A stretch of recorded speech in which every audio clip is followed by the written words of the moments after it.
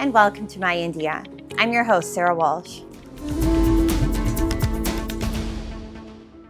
India and the United States are entering a new phase in their relationship, one defined by deeper strategic alignment and expanding cooperation. From tackling global security challenges and terrorism to boosting trade and technology partnerships, the ties are gaining momentum. As geopolitical shifts reshape the world order, this evolving partnership is emerging as a key pillar of stability, resilience, and shared global.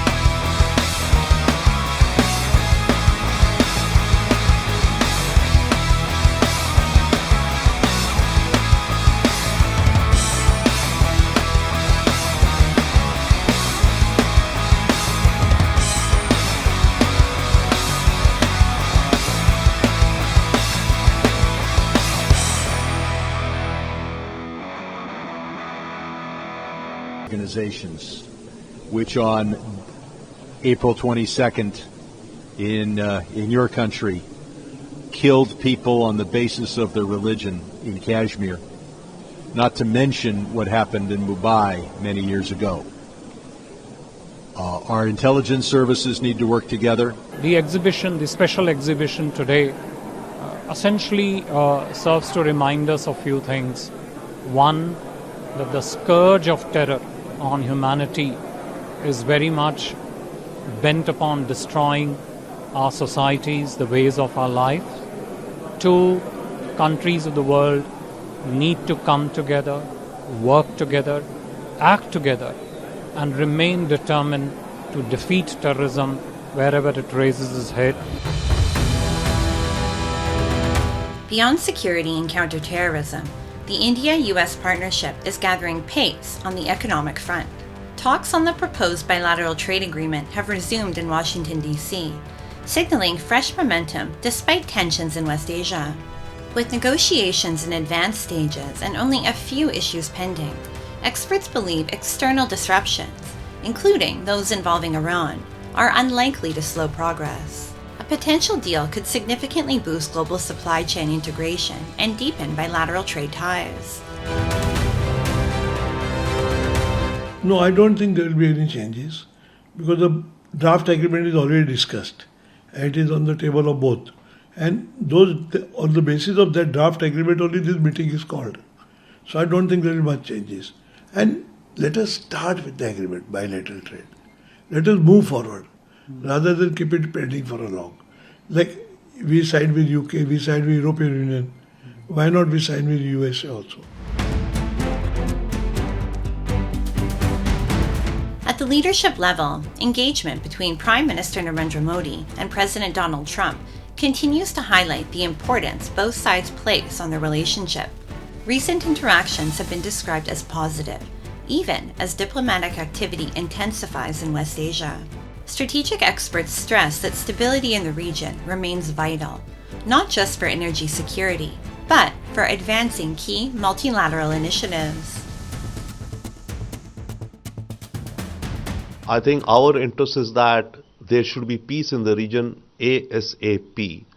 Because the sooner there is peace in West Asia, the sooner two of our key strategic initiatives, other than our energy security and other than the safety and security and jobs of our Indian workers in this region, we are interested in expediting, accelerating the I2U2, which is India, Israel, UAE, USA. Taken together, these developments reflect a clear shift in India-US ties, from cautious engagement to a dynamic, multi-dimensional partnership. Today, the relationship is anchored in shared priorities, counter-terrorism, maritime security, resilient supply.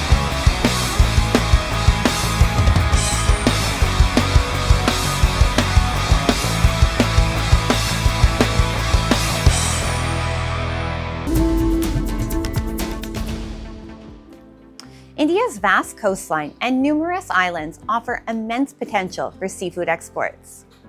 Today, we take you to the Andaman and Nicobar Islands, not just a popular tourist destination, but also a thriving hub for seafood production and exports. From the day's fresh catch to world-class marine delicacies, the islands serve up an experience that delights visitors from across India and around the globe. Here, the journey from ocean to plate is not just about taste. It's a story of livelihoods, trade, and a vibrant coastal economy.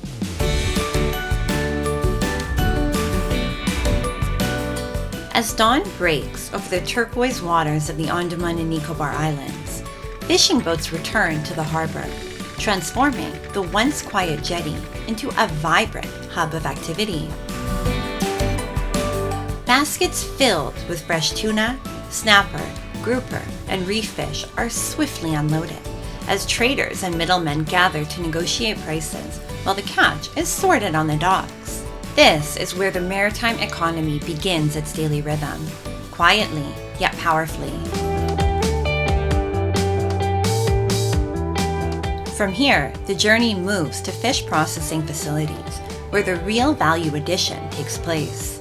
The seafood is carefully cleaned, graded, frozen, and packaged, ready for both domestic consumption and global markets. Among these, tuna stands out with its strong export potential, driven by high international demand, connecting these remote islands directly to global supply chains. Behind this seamless flow lies a vast ecosystem: transporters, ice suppliers, packaging workers, and exporters, all working together. This interconnected chain not only ensures quality seafood reaches plates worldwide, but also generates livelihoods for thousands, making fisheries the backbone of the island's thriving maritime economy. ये है ma'am एलोफिंग tuna और ये है आपका long nose, ये है shark, ये है ग्रुपर में मैडम, ये एक आइटम है और ये एक आइटम है जो ग्रुपर आइटम है जो एक्सपोर्ट में मतलब ज़्यादा जाता है। और ये हो गया आपका हमारा रेड स्नैपर्स और ये हो गया आपका लॉबस्टर। एक्चुअली मैम ये फ़िश का जो बिज़नेस है ये तो अंडमान निकोबार में बहुत लार्ज स्केल में है और जब हम फ़िश प्रोसेसिंग का जब काम करते हैं तो हमें बहुत सारे एम्प्लॉयज़ का ज़रूरत पड़ता है, क्योंकि जब ये टनेज में आता है तब हम कुछ एम्प्लॉय है जो हमारे यहाँ परमानेंट है, नियर अबाउट 25 से एक कभी 25 तक हो जाता है, तो वो जो है और जब एक्सेस होता है तो हम हायर कर लेते हैं as a time being. The growing marine food production in the Andaman and Nicobar Islands has opened new employment opportunities for local communities, turning the sector into a strong driver of livelihoods and economic growth. मैं हम 4 साल से काम करता है, काम करने में अच्छा ही लगता है मेरे को, अच्छे फिश करना। फिर ये इनकम की वजह से बच्चे को पढ़ाई उड़ाई के लिए मेरे मिस्टर भी मेरे साथ देता है। अच्छा लगता है मैम ये काम करने में। फिश काटना है, फिश को फिर ये करना है, फिर ग्लेजिंग करना है, रैपिंग करना है और गट आउट सब करती है ma'am. Meanwhile, at the other end of the chain, the same fresh catch makes its way onto plates in local eateries and upscale restaurants across the Andaman and Nicobar Islands. Here, seafood isn't just a meal, it's an experience. Chefs prepare it almost immediately after arrival, preserving its natural flavor and texture. From sizzling tuna steaks to rich crab curries and perfectly grilled fish, every dish tells a story of freshness from ocean to table.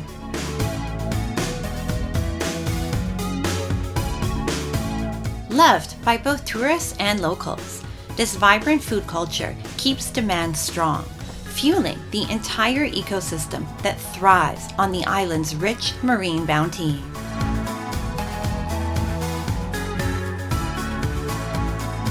हमारे यहाँ में जो tourist भी आते हैं and locals भी आते हैं। सो यहाँ में सी फूड की काफ़ी डिमांड है मैम हमारे यहाँ रेस्टोरेंट्स में। All over I think all over port Blair में सी फूड की काफ़ी डिमांड्स एंड दिन पर दिन बढ़ती जा रही है बिकॉज ऑफ यहाँ के जो लोकल फिश है लाइक कोकारी एंड सुरमई सो एंड ये सब की लोकल्स में काफ़ी ज़्यादा डिमांड्स रहती हैं, तो वो बहुत ज़्यादा पसंद करते हैं। एंड क्रैब्स हो गया, लॉबस्टर हो गया यहाँ में, तो लोकल्स काफ़ी ज़्यादा इनको पसंद करते हैं।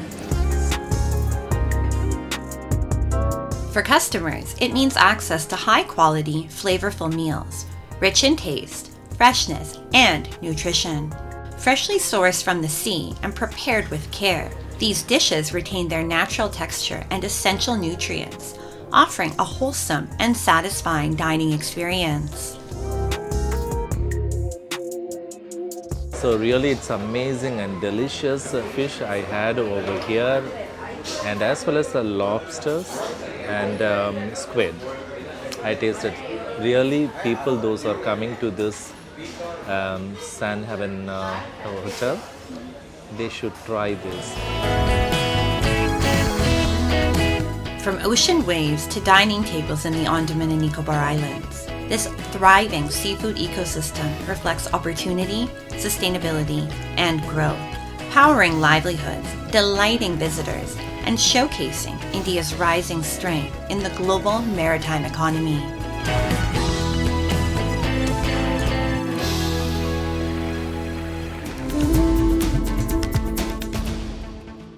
Thousands of devotees gathered in Rajouri for the 69th Urs of Sufi Saint Sayyid Rasulbaji Shah, known as Nanga Sahib.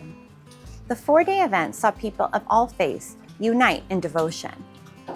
Prayers for peace were offered, while a welfare trust and educational initiative were launched, reinforcing the shrine's message of harmony, unity, and collective progress. In the serene hills of Rajouri, a powerful story of unity unfolded as the 69th annual Urs of Sayyid Rasul Shah, lovingly known as Nangabaji Sahib, was celebrated with deep devotion and shared faith. The 4-day gathering drew thousands of devotees from across Jammu and Kashmir. People from every religion, Hindus, Muslims, Sikhs, and Christians, came together, standing shoulder to shoulder in prayer, seeking the blessings of the Sufi saint. हमने पूरी उम्मत मुस्लिमा के लिए, बिलखसूस अपने पूरे मुल्क के लिए हम दुआगो हैं कि अल्लाह पाक हमारे मुल्क में अमन और सलामती पैदा फरमाए और हर मज़ाहिब पे अल्लाह पाक रहम करे, अल्लाह करम करे और आपसी मोहब्बत और भाईचारा रहने में तौफीक अता करे। What made this occasion exceptional was the powerful tradition of community kitchen, where people of all backgrounds sat together to share meals. The essence of unity came alive in those moments. सभी मज़हब के लोग आते हैं यहाँ पर, हिंदू, मुस्लिम, सिख, ईसाई, सभी लोग यहाँ पे आते हैं और फैज़ उठाते हैं। Beyond faith, the Urs offered a reminder that India's strength lies in its diversity and that harmony is not just an idea but a living, breathing reality. Now, let's delve into World in Focus, featuring the latest global developments and events shaping our world.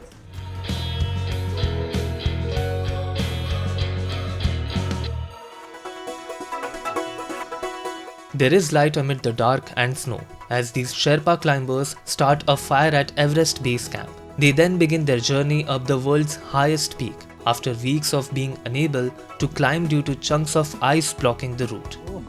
Officials said mountaineers could again make attempts to reach the summit. Parts of a massive 100 feet serac or column of ice had melted and broken away, which allowed Sherpa climbers to carve a safe route through the treacherous Khumbu Icefall to Camp 1. The annual climbing season for Mount Everest is from April to May, months that offer the best weather conditions to reach the peak. Authorities have issued 425 Everest permits so far this season, which cost $15,000 each. Both Sherpas and mountaineers will still bide their time in making the ascent.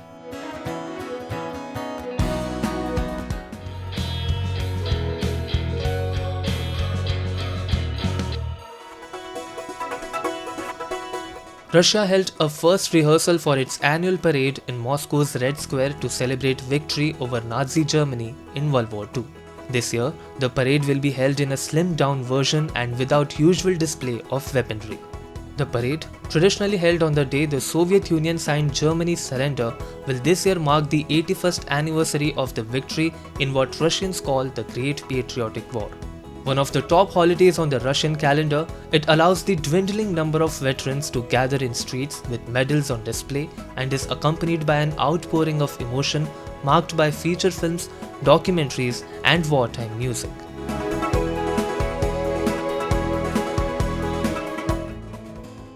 Farming is no longer just a tradition, it's becoming a smart startup.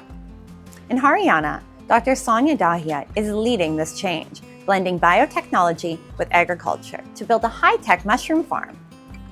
What began during the COVID-19 pandemic has grown into a large-scale venture while also empowering women through training. Here's how science and entrepreneurship are redefining farming. Spread across 1 acre in Sonipat, Haryana, this farm may appear ordinary at first glance.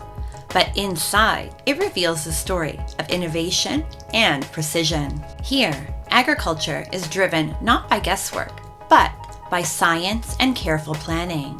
At the helm is Dr. Sonia Dahia, widely known as the Mushroom Queen. A biotechnology professor by training, she brings an entrepreneurial mindset to farming. By translating knowledge into practice, she has transformed this land into a modern high-tech mushroom unit. Her journey offers a powerful message to young people everywhere. Leverage your education, think big, and embrace hard work to create new possibilities. मैंने अपना ये venture Covid time में start किया था 2020 में, corona time में, जब काफ़ी चीज़ें जिसे कहते हैं कि होल्ड पर आ गई थी, बिल्कुल ठप हो गया था सब कुछ, तब मैंने ये वेंचर स्टार्ट करने का सोचा, जो कि मशरूम फार्मिंग था मेरा वेंचर। और आज इतना अच्छा लग रहा है कि मैं एक मशरूम लेडी ऑफ हरियाणा के नाम से जानी जाती हूँ। The mushroom growing process here is less farming and more precision science. Instead of relying on external inputs, high-quality organic compost is produced in-house. Temperature and humidity are meticulously controlled in specialized chambers, while each growing bag is closely monitored and managed through a structured plan. But the real skill lies in the final step, harvesting at the perfect moment, where timing makes all the difference between a good crop and a great one. Ma'am ये क्या process होता है इसका, कैसे cutting वगैरह करते हैं? देखिए इसमें क्या होता है कि हम मशरूम को ऐसे लेके एंटी क्लॉकवाइज या क्लॉकवाइज हम इसको ऐसे निकाल लेंगे। तो ये निकालने के बाद आप इसको जो लास्ट में हमारी जो इसको बोलते हैं ना स्टॉक, तो ये इसको हम काट के बस इतना और ऐसे पीस में भर भर के रखते हैं। तो आप ऐसे इसको निकाल लेंगी, काटेंगी, और ये अभी आप इसको करके देख सकते हैं, ये वाला पीस निकालिए, ये हार्वेस्ट होने लायक है। इसको आप घुमाइए क्लॉकवाइज एंटी क्लॉकवाइज, हाँ, और इसको यहाँ से नीचे से काटे, और इसी तरीके से हम इसकी ना 200-200 ग्राम की जो ये पन्नेट्स हैं ये हमारी फिल हो जाती हैं। कम से कम इसमें 10 से 12 पीस आते हैं, तो 10 से 12 पीस में हमारा ये 200 ग्राम का जो पन्नेट है ये फिल हो जाता है। ऐसे ऐसे करके पूरी पन्नेट्स हम इसमें भरते हैं, तो आज की जो प्रोडक्शन रहेगी वो सारी इसी में जाएगी। Dr. Sonia hasn't kept her expertise to herself. She's turned her farm into a hub of learning and opportunity for village women. From composting to cultivation, harvesting to packaging, every step is taught here. Today, many women earn a steady income from this work. It's more than farming, it's a pathway to self-reliance and empowerment. Ma'am अगर मैं employment generation के बारे में बात करूं तो आपके business ने टिल डेट आज तक कितने लोगों को रोज़गार प्रोवाइड किया है, खासकर महिलाओं को, और ट्रेनिंग कितने लोगों को आपने ट्रेनिंग पहुंचाई है? देखिए एम्प्लॉयमेंट की अगर मैं बात करती हूँ तो मेरे पास ज़्यादातर जो महिलाएं जुड़ी हुई हैं, 15 से 20 के करीब मैंने परमानेंट जो है महिलाओं को जोड़ा हुआ है, जो कि सैलरी बेस में मेरे पास आती हैं। और रूटीन में तो 25 से 30 महिलाओं का काम यहाँ रहता ही है, क्योंकि जिस तरीके की हमारी फार्मिंग है, मशरूम की कटाई और हार्वेस्टिंग है, क्योंकि 10 से 12 टन महीने का हो जाता है, तो काफ़ी लेबर लगती है उसको काटने में, पैक करने में, बहुत सारे प्रोसेस हैं, तो काफ़ी महिलाओं को रोज़गार मिला हुआ है। और एज ऑफ ट्रेनिंग की अगर हम बात करें तो ट्रेनिंग का तो पता नहीं कितने लोग ट्रेनिंग लेके जा चुके हैं। 1500 लोगों को तो हम ऑनलाइन ट्रेनिंग एक बार में ही दे देते हैं, 200-300 लोग तो ट्रेनिंग से जुड़े ही रहते हैं हर वक्त। Their smiles reflect this transformation. Once confined to their homes, these women are now working with confidence, contributing to their family incomes and taking charge of their futures. मैं 3-4 साल से जुड़ी हुई हूँ और इस यहाँ पे काम करने के लिए बहुत अच्छा लगता है और क्या नाम है, काफ़ी टाइम से हम जुड़े हुए सभी लेडीज। हमारा कंपोस्ट से लेकर और कटिंग पैकिंग तक हम सब लेडीज ही जुड़ी हुई हैं। घर को भी संभाल के और फार्म को भी संभाल के हमें बहुत अच्छा लगता है। With an annual turnover of around $150,000 USD, the farm's success is driven not just by Dr. Sonia's hard work, but also by strong government support.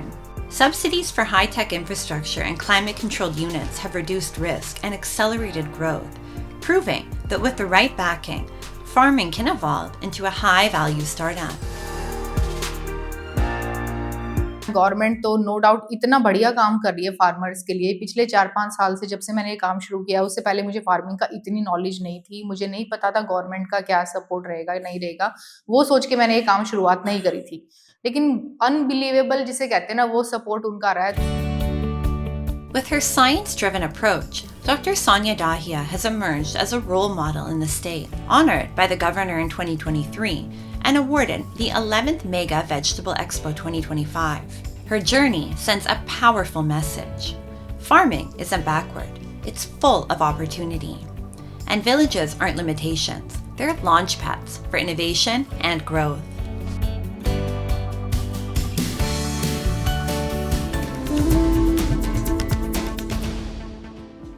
It's all about confidence, style, and self-expression, and Gen Z is taking it to the next level.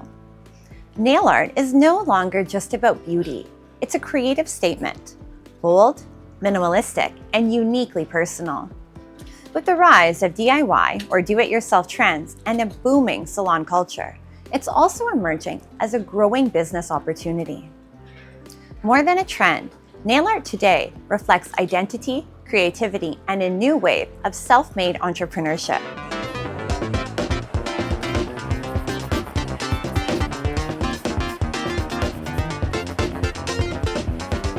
Bold designs, intricate extensions, personalized styles.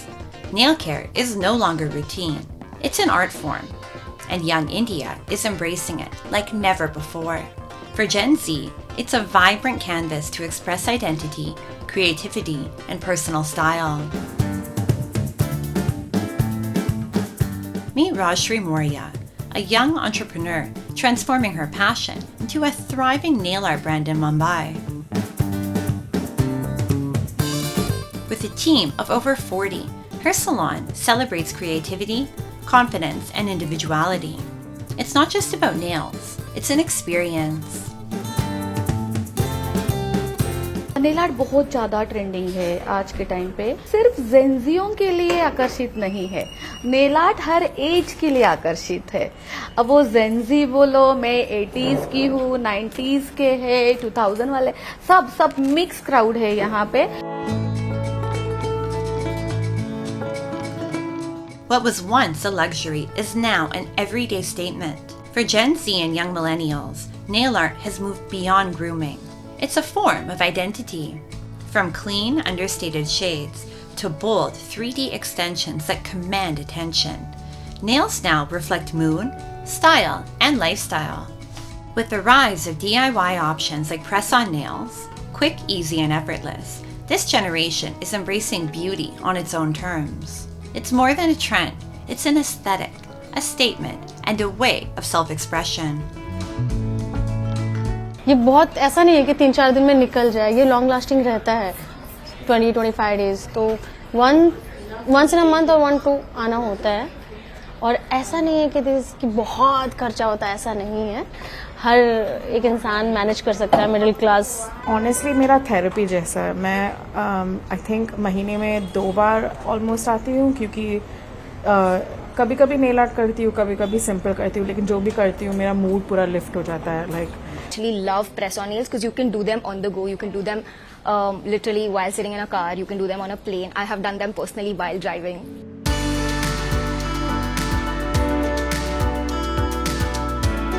As nail art trends surge across India, academies like Nail Rituals are stepping to the forefront. With growing demand for skilled artists, it is training Gen Z to turn passion into a profession. What sets it apart is its dual role as both a salon and an academy. Founder Megha is shaping it into a space where creativity meets career. Learn, create, and earn.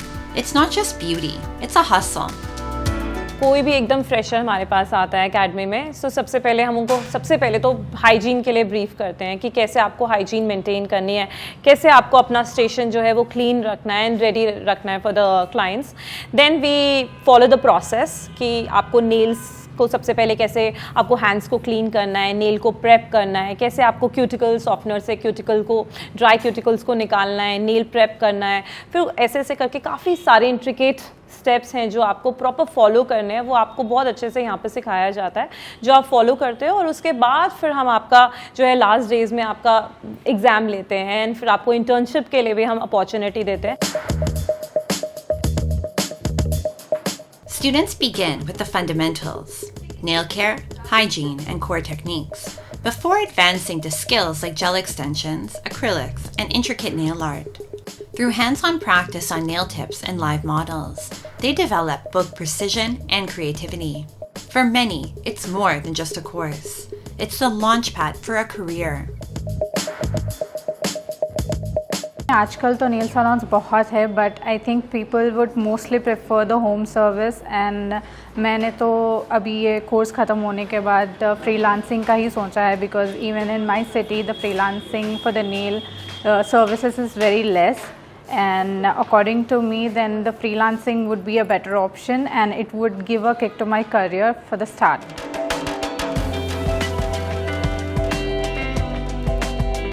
According to the India Brand Equity Foundation, the salon industry is projected to reach $22.99 billion USD by 2033, driven by trends like gel extensions and intricate nail art. Fueled by social media, growth is accelerating. Viral reels and influencer content are turning nail art into a major visual trend. Artists are building personal brands and scaling from small setups to full-fledged businesses. In India, while there are 20,000 standalone nail salons, there are closer to 100,000 women freelancers who are actually nail artists and who who've been working in either these salons or as freelancers, right? And there is a very large sort of this gig industry which operates basis that. So I feel that every industry in the beauty segment, as it grows, it will empower a lot of people. It's not just content, it's a career move. From a style statement to a side hustle, nail art is redefining both beauty and careers. For Gen Z, it's not just about looking good, it's about creating, earning, and expressing individuality. From fingertips to full-fledged careers, Gen Z is turning nail art into a powerful statement of style, identity, and entrepreneurship. And with that, we wrap up today's episode of My India. I'm your host, Sarah Walsh, and we'll see you next week at the same time. Goodbye and take care.